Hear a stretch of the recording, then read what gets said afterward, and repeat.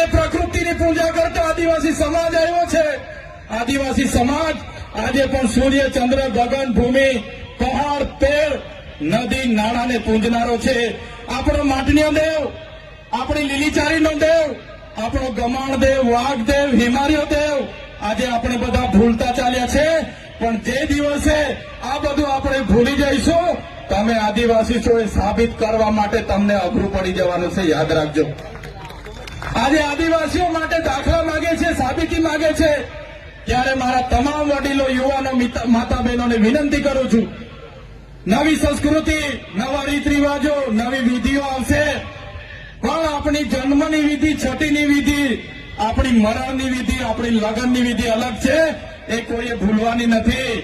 તમને કડવી લાગશે, ચૈતરભાઈની વાત બધાને કડવી લાગશે, પણ તમને એ પણ ખુલાસો કરું, જ્યારે તમે દવા પીવશો બીમાર